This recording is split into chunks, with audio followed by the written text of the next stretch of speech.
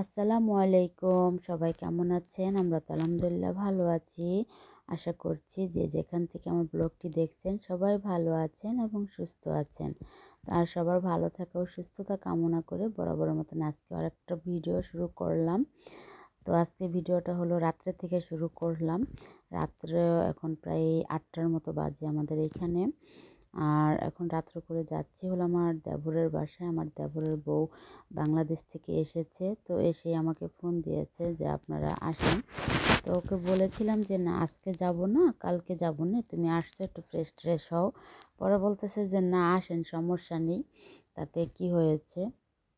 তো যেই কথা সেই কাজ বলে মানে বের হয়ে গেছি আল্লাহর নাম নিয়ে। তো আমি আমার হাজব্যান্ড আর 2 বাচ্চাকে নিয়ে যাচ্ছি। তো এই তো যেতে যেতে মানে রাত্রের দৃশ্যটা দেখতে কিন্তু খুব ভালো লাগতেছিল।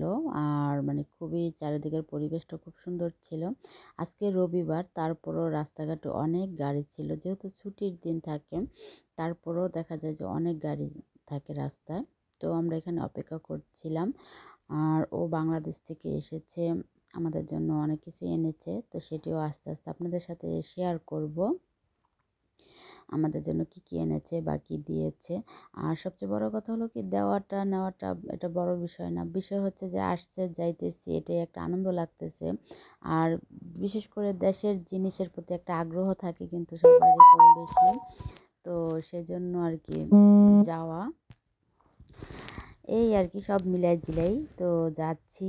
আর মানে খুব ভালো লাগতেছিল, খুব এক্সাইটেড ছিলাম। আর রাতের দৃশ্যটা দেখতে খুব ভালোই লাগতেছিল। তো তেমন এবছর তেমন কিছু ওকে দিয়ে আনাইনি, অল্প কিছুই আনাইয়াছি।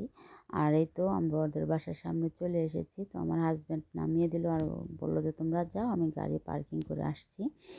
তো আসার পরেই তো মিষ্টি দিয়েছে খেতে, তারপরে আরও অনেক কিছুই দিয়েছিল, সেগুলো আর শেয়ার করতে পারিনি।